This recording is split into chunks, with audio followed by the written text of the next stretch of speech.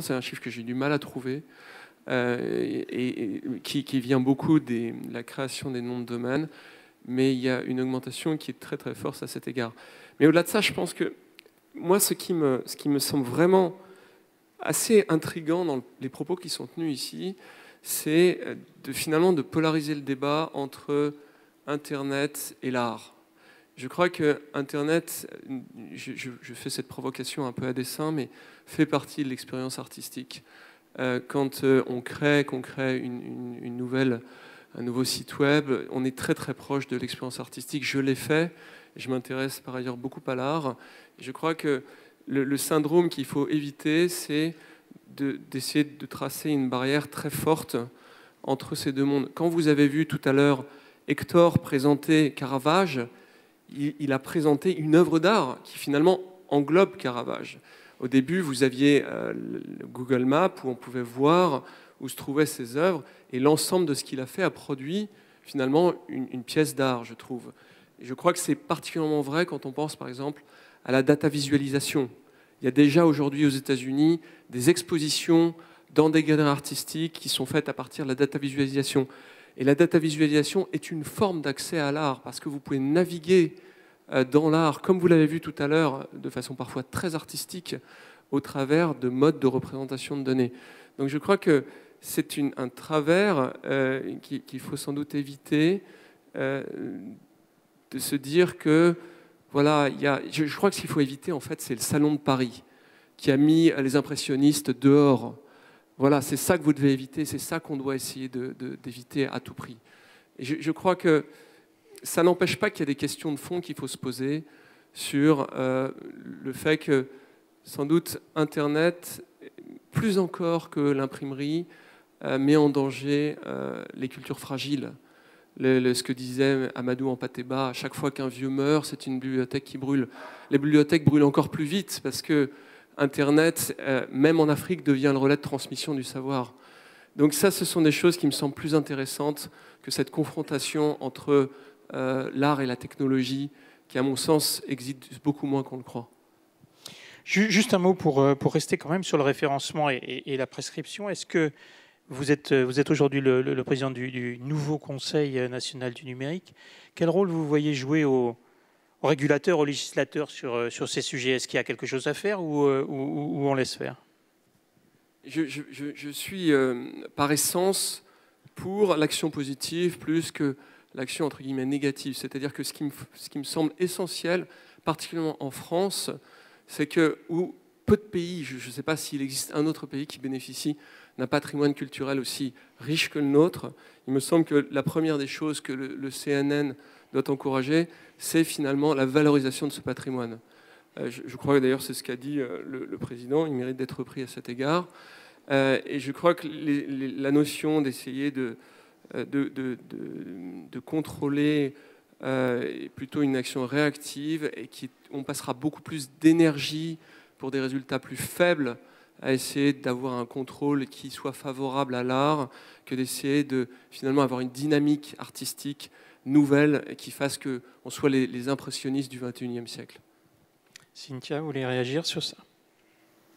Oui, non, juste un point. Ce qui est très intéressant dans Internet, si vous voulez, et en fait, ça remet au cœur du débat une vieille question qui est sans doute le rapport plus équilibré qu'il doit y avoir entre, d'un côté, l'expertise et puis de l'autre côté, la transmission. Qu'est-ce que c'est qu'une prescription réussie? Pour l'univers économique, ça se traduira par un achat. Pour des enseignants, c'est un tout petit peu plus compliqué. Ça se traduira par un savoir, par un empowerment, par un apprentissage. Et ça sera l'histoire de la transmission. Vous savez, Bourdieu, je ne sais plus dans quel bouquin, peut-être dans Les Héritiers, disait, voilà, c'est quoi un intellectuel? Un intellectuel, c'est quelqu'un qu'on ne comprend pas jusqu'au bout. Et c'est très très important qu'on ne le comprenne pas jusqu'au bout, parce que c'est sa manière à lui de maintenir le pouvoir de son côté. Donc il faut au moins 20% de... Oh là, j'ai rien compris, mais c'était vraiment passionnant. Mais j'ai pas bien compris là le passage. Ça maintient. Voilà, ça c'est en train de changer. C'est-à-dire qu'un intellectuel aujourd'hui, d'une certaine manière, a un test de crédibilité qui est passé du côté de la transmission et du côté de l'explication de ce qu'il donne Hein, on appelle ça aussi les contributeurs, et on est valorisé sur le net parce qu'on est aussi un contributeur. Vous avez une belle expression aussi de Rosan Vallon qui est l'égalité d'engagement. Voilà. Aujourd'hui, Internet remet en cause ça, et pour ma part, je crois que ça fait plutôt du bien à la transmission. Est-ce que vous avez des questions dans la salle pour Gilles Babinet et Cynthia Fleury? Questions? C'est l'après-déjeuner. Hein, Bien, donc si, une question?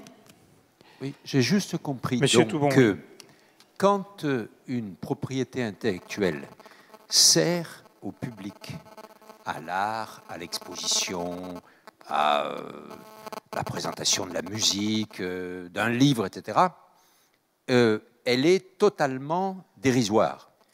Mais lorsqu'elle correspond à un secret total qui rapporte 40 ou 45 milliards de dollars de chiffre d'affaires par an, là, en revanche, elle est totalement inexpugnable. C'est ce qu'on a expliqué tout à l'heure. Je voudrais qu'on m'explique quelles sont ces deux propriétés intellectuelles différentes. Parce qu'à ce moment-là, on ne sera pas sorti de Bourdieu, comme vient de le dire Cynthia Fleury, mais on sera au contraire enfoncé dans Bourdieu. C'est une... Je ne crois pas que... Enfin, nous, moi qui représente le monde de l'Internet à certains égards, on ne conteste pas ce que vous venez de dire. Et je crois que nous sommes d'accord sur le fait que dans un cas, il y a un moyen pour arriver à protéger ça parce que finalement, il y a des brevets. Et au-delà de ces brevets, il y a le fait qu'il faut des fermes de serveurs et que d'une certaine manière, c'est une barrière à l'entrée. Et dans l'autre cas, ce sont des petits fichiers qui sont techniquement faciles à véhiculer. Et j'entends bien, et je sais bien que vous avez compris. Et je crois que, si vous voulez, le comportement actuel à cet égard découle finalement d'une vision, je dois le dire, quand même relativement anglo-saxonne, de libéralisme, de laisser-faire, de civilisation du contrat, et qui consiste à laisser les choses faire telles qu'elles sont. Je ne crois pas que, pour ma part, et pour les gens que je représente, on conteste qu'il faut faire attention au monde de la culture et il faut trouver... et je vous dirais même que je pense qu'aujourd'hui, les Américains sont très conscients du fait que les choses sont allées trop loin. Ils le disent très souvent et qu'il faut trouver un moyen de faire en sorte que, finalement, les œuvres culturelles puissent être protégées au même titre que les œuvres technologiques. Oui. Le mot de la fin, Cynthia. Alors, parfait. Donc, non, pour aller sensiblement, bien sûr, dans le même sens, deux choses. Tout d'abord, la Convention de la diversité culturelle UNESCO, qui tout de même rappelle que les savoirs indigènes doivent pouvoir accéder à la propriété intellectuelle, et les savoirs locaux, qui généralement, bien évidemment, sont... Voilà, il s'agit de s'interroger sur qui est auteur. Bon, maintenant, en l'occurrence, c'est l'agriculture qui sera auteur, et c'est pas simplement un jeu de mots. Et puis, deuxième point, je vais terminer sur Seyès. Seyès disait, voilà, il faut entre 5 et 10 ans maximum, parce que, bien sûr, il reconnaissait la part inaliénable au génie, mais il considérait qu'il y avait aussi un génie inaliénable de la nation qui venait nourrir aussi ce génie. D'une certaine manière, il y avait une responsabilité de l'auteur, à un moment donné, de la propriété intellectuelle, et de refaire basculer ça dans le champ public. Donc, voilà pour juste terminer le débat.